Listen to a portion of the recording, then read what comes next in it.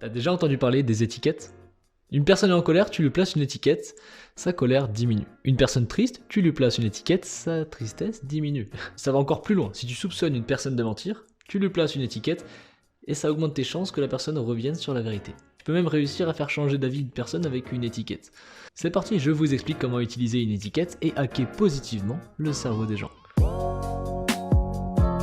Quand une personne est énervée, on a tendance à lui dire « arrête de t'énerver » ou « t'énerve pas ». Ce qui est bien avec cette phrase, c'est que si elle n'était pas déjà énervée, là tu peux être sûr qu'elle va être énervée.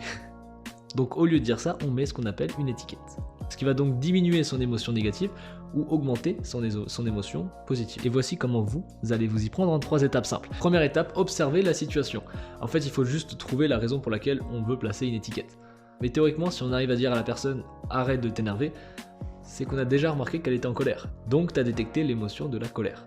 Donc étape 1, trouver la raison ou l'émotion pour laquelle on voudrait placer une étiquette. Étape 2, on supprime le je. Le fait de dire « je pense que tu es » ou « je pense ça » ou « je pense ci », en fait, ça nous fait passer en premier. Et donc la personne, quand elle le perçoit, elle va pas capter de la meilleure des façons de message. Donc on remplace tous les « je » par des « on ». Et je vais vous donner 3 phrases que vous pouvez utiliser. On dirait que, il semble que, tu sembles ou tu as l'air. En fait, on va dire cette phrase-là, suivie de l'émotion qu'on veut étiqueter. Et la troisième partie, je crois que tout est dit. Une fois qu'on a posé l'étiquette, silence. Faut pas chercher à justifier pourquoi est-ce qu'on vient de dire ça, etc. Tu l'as dit et tu laisses un peu infuser l'étiquette que tu viens de mettre dans la personne. Il y a une étude passionnante qui a montré qu'au niveau de l'amygdale, qui est dans le cerveau, la partie un peu qui gère les émotions, quand tu transmets une émotion à une personne, par exemple on montrait des images tristes à une personne, donc la personne avait l'émotion tristesse en elle, on étiquetait cette tristesse, on disait on dirait que tu as l'air triste, ou alors que la personne l'étiquetait elle-même, l'amygdale, donc la partie qui gère l'émotion du cerveau, émet un signal beaucoup moins fort, ce qui veut dire que l'émotion a diminué, simplement en utilisant une étiquette. Mais du coup on peut se dire que ça réduit les émotions positives aussi, puisque ça réduit les émotions négatives. Et au contraire, tu peux utiliser des étiquettes positivement. Petit aparté, peut-être que vous avez remarqué que je tutoie, vous voyez à moitié, donc j'essaye de tout le temps vous voyez, mais j'ai pas encore trop l'habitude.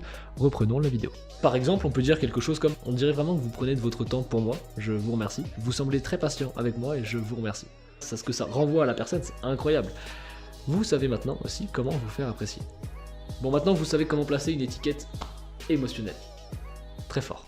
Mais au début, je vous ai parlé des étiquettes qui permettraient de ramener sur la voie de la vérité. Voici, je vous les offre 3 étiquettes qui permettent d'augmenter vos chances qu'une personne revienne sur la vérité.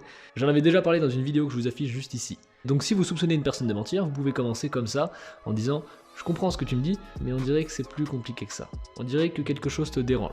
On dirait que je passe à côté de quelque chose. » Bien sûr, ça promet pas à 100% de faire revenir, mais c'est peut-être la méthode la plus performante pour faire revenir les gens sur la vérité.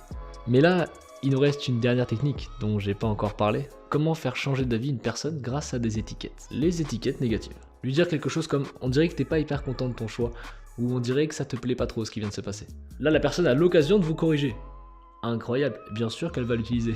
Elle va nous expliquer pourquoi elle est pas ok à 100% avec son choix, mais elle va changer d'avis sans aucune frustration. Test, c'est incroyablement efficace. Et ce qui est génial, c'est qu'à force d'utiliser des étiquettes, ça devient de plus en plus facile d'en créer, et donc de rendre meilleur le monde autour de vous, et ça c'est fabuleux. Waouh.